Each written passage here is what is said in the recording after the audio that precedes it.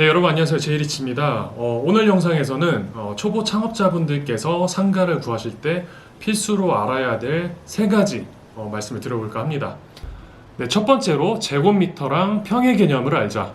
부동산 상가 계약을 하다 보면 여러분들께서 이제 몇 제곱미터인지 몇 평인지 이런 거를 이제 계약서에 기재를 하시게 될 텐데요. 젊으신 창업자분들 같은 경우에는 이렇게 제곱미터랑 평의 개념을 정확하게 인지를 못하셔서 좀 혼동하시는 경우가 있더라고요. 예를 들면 임대차 계약서상에 30제곱미터라고 기재가 되어 있는데 이 부분을 30평으로 착각을 하시는 분들도 계셨었는데 부동산 상가 계약을 할 때뿐만이 아니라 아파트를 계약을 하시든 아니면은 토지를 계약을 하시든 이렇게 제곱미터랑 평의 개념은 국내에서 면적을 말씀을 할 때 환산 기준으로 굉장히 많이 사용되는 개념이기 때문에 여러분들께서 정확하게 인지를 하고 계실 필요가 있습니다. 한 평 같은 경우에는 이제 3.3제곱미터라고 이렇게 환산을 할 수가 있거든요. 가로 1.8m 그리고 세로 1.8m의 이제 정사각형 면적을 계산을 했을 때 한 3.3제곱미터 정도가 나오는데요. 그 면적을 한 평이라고 우리가 보통 말을 합니다. 10평이라고 하면은 3.4금을 곱해서 33제곱미터가 10평 정도가 된다라고 생각하시면 되겠고, 반대로 제곱미터를 또 평으로 환산할 수가 있어야 합니다. 그 경우에는 3.3으로 나눌 수도 있지만 제곱미터에 0.3을 곱하게 되면 대략적으로 평이 계산이 되거든요. 예를 들어서 33제곱미터라고 하면은 0.3을 곱하게 되면 9.9가 되잖아요. 그럴 때는 이제 9.9평, 약 10평 정도가 되겠구나 생각을 하시면 되겠습니다. 이렇게 평에서 제곱미터로 환산을 하거나 제곱미터에서 이제 평으로 환산하는 개념을 어느 정도 익히신 후에 상가를 보러 가셨을 때 줄자만 있다라고 하면은 상가 면적을 이렇게 측정을 하다 보면은 이제 몇 평 정도 되겠구나 이렇게 가늠을 하실 수가 있을 겁니다. 특히나 이제 상가를 구하시는 창업자분들은 상가 계약을 한 이후에 이제 인테리어 공사를 들어가시는 경우가 상당히 많잖아요. 그런 경우에 인테리어 공사 비용을 측정을 할 때도 상가 면적의 기준에서 상가가 몇 평인지에 따라서 공사 비용을 이렇게 측정하는 경우가 많기 때문에 어느 정도 되는지 정확하게 아실 필요가 있습니다.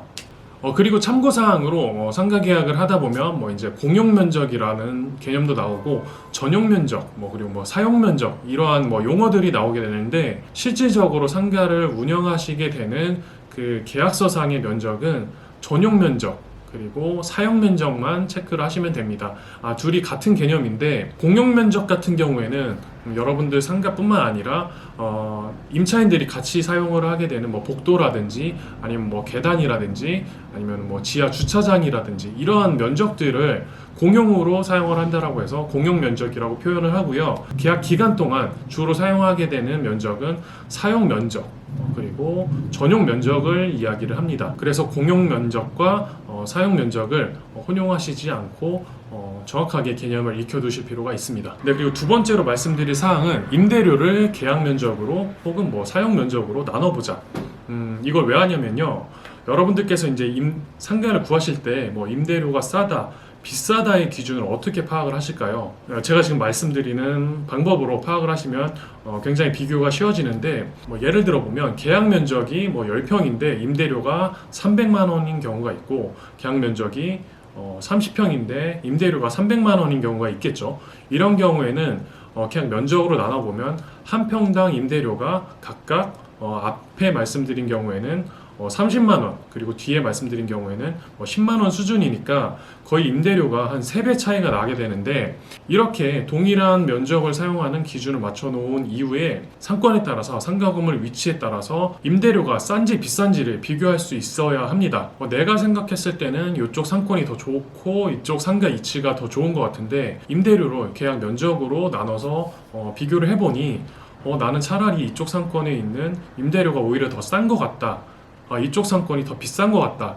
이런 정도를 가늠할 수 있는 여러분들의 나름대로의 기준이 생겨야지 상가 계약을 할 때 조금 더 자신감 있게 판단에 대한 불안함을 조금 해소시킬 수 있는 요인이 될 거라고 생각을 합니다. 상가 건물의 경우에는 제가 지금 말씀드린 상권에 따라서 그리고 상가 건물의 위치에 따라서 또 상가 건축물의 용도에 따라서 영업 가능한 업종들도 굉장히 다 세분화되어 있고 사용할 상가의 층수나 면적에 따라서도 굉장히 많은 부분 체크해야 될 사항이 많기 때문에 이러한 부분들을 꼼꼼히 체크를 해주실 수 있는 공인중개사 사무실을 좀 잘 찾아보셨으면 좋겠습니다. 네, 그리고 이제 마지막으로 이제 세 번째, 손절 가능한 상가인지 파악하자인데, 이제 손절매라고 해서 요즘에 뭐 이제 주식을 하시는 분들이 많이 사용하시는 표현이죠. 주가가 떨어질 때 좀 손해를 일정 부분 감수를 하고서라도 현 시점에서 주식을 매도하는 그런 표현을 말씀을 하죠. 근데 제가 이거를 이제 상가 임대 계약에 빗대어서 말씀을 드려볼게요. 저희 사무실에서 상가 창업을 위해서 이제 미팅을 하시는 창업자분들 중에 종종 이제 상권이나 상가 위치는 상관이 없으니까 월세가 그냥 무조건 저렴한 곳을 구해달라고 하시는 분들이 종종 계십니다. 이런 분들의 경우에는 정말 예산이 적어서 그런 상가를 구하시는 분들도 계시고, 아니면은 본인이 생각하는 이 아이템이 굉장히 매력적이라 굉장히 장사가 영업이 잘 될 것 같아서 굳이 월세를 비싼 돈 주고 구할 필요가 없다라고 이렇게 하시는 분들이 계십니다. 만약에 이러한 창업자분이 카페를 창업을 했다고 제가 한번 가정을 해볼게요. 어쨌든 창업을 하기 위해서 이런 이제 월세가 싼 곳을 구했다라고 해보면 보증금이라든지 월세는 적게 들어갈 지언정 동일한 카페 면적을 운영을 한다라고 하면은 인테리어 시설 비용이나 집기류를 놓으면서 들어가는 투입되는 비용이 동일하게 투입이 되잖아요. 근데 이렇게 창업을 하시는 분들 중에 결국은 영업이 좀 잘 안 되거나 아니면 다른 이유로 상가를 다시 내놓는 경우가 생기겠죠. 근데 이런 경우에 이렇게 임대료가 싼 상가를 구하셨던 분들은 상권이 안 좋거나 아니면 상가 입지가 굉장히 떨어지는 경우가 많기 때문에, 게다가 본인이 투입한 시설금이라든지 집기류에 대한 권리금을 또 요구할 가능성이 높기 때문에 신규 임차인분들 입장에서는 이런 상가를 선택을 안 하고 다른 상가를 구하실 가능성이 굉장히 높습니다. 이 상가가 계약이 된다라고 했을 때는 권리금이 굉장히 다운돼서 손해를 감수하고 계약이 되거나, 혹은 최악의 경우에는